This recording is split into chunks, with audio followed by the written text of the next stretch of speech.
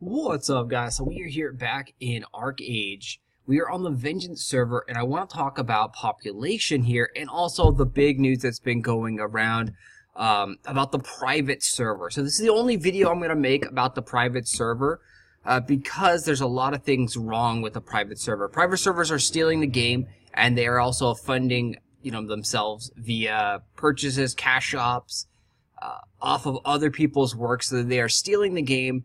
They are indirectly hurting the official game. So I know most people really dislike Triangle Worlds and XL games, but the fact of the matter is they brought the game to North America. Private servers will actually end up killing the game. If more people are playing the private servers than they are the official version of the game, that's taking money away from Triangle Worlds XL games, which is going to essentially shut down the North America servers. They'll have to go after the private servers and legal battles and cease and desist letters and things like that. So, let's talk about population though. They just launched yesterday, the private server did. And there was over 2,000 players in the official launch there of that server. We know that based on guild size. So there's over about 1,500 players in guilds. There's also a lot of players that are not in guilds. So there's that. If you look, we are on Vengeance here on the official servers. This is the old fresh start server for 3.0, and I just logged in here, so we have our queue for the jury. So we're at 90 on the queue. Each faction has a jury queue. So that means there's 90 people at least online here in the jury queue. Then there's probably about 90 people at least logged on the east side jury queue as well. Not everybody has unlocked the jury queue quest line. You have to do a quest line to get into the jury queue. So probably 1/3 of the population has actually unlocked this quest line because not everyone knows about it, not everyone cares about it, and yeah, not even bothers with it. So just looking at that right there, that's the only way you can really get a population gauge here on the North American servers, in my opinion. An accurate population gauge. Assuming that 1/3 of the population has the jury queue going on, you can see there's roughly 300 Westerners on right now, and then probably approximately 300 Easterners on right now.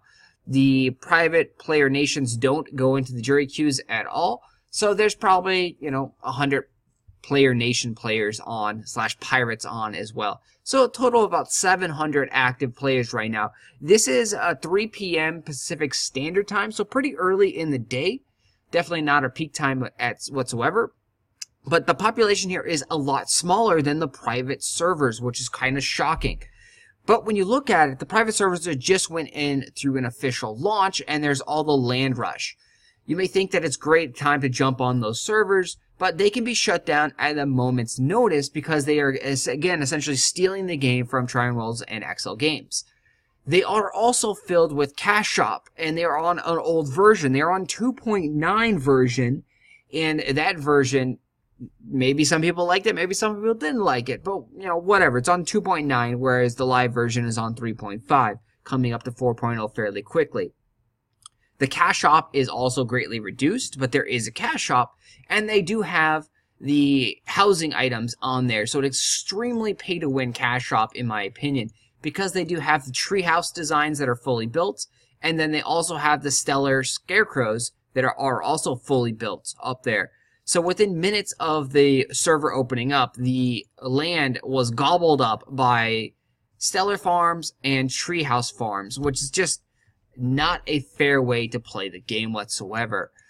Drop rates are increased, labor rates are increased, all that stuff, honor points are increased, everything like that is increased, so that is a plus, but the cash shop just totally kills it, in my opinion. It's completely pay to win with those farms and the tree houses. Definitely land was taken within, the first hour or two of the server. Almost all the land was taken from my understanding. I have not downloaded, have not played that server. And if you do want to find out more on that, you're going to have to do some Google searching. There is some threads on Reddit about the servers and the population. It is quite telling, though, that there is a huge, massive demand for fresh start servers. So if anything, maybe the private server helped out Triangle Worlds to really push forward with a new fresh start server for 4.0 because they saw how many players came back to this unofficial private server that is in the black market.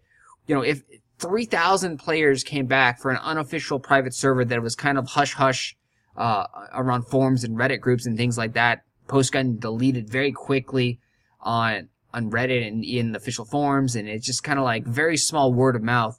When they released an official, real fresh start server in North America and the EU, you can only imagine that the population is nearly 20 or 25,000 players at official launch.